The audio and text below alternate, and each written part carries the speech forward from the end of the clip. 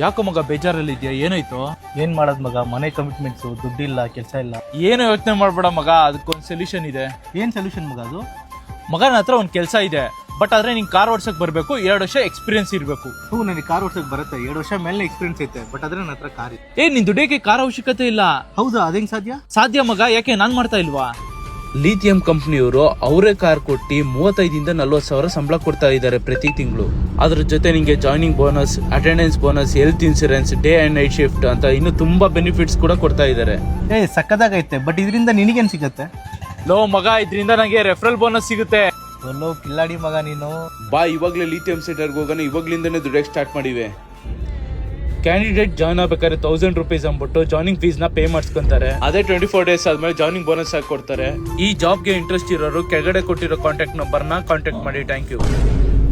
Super.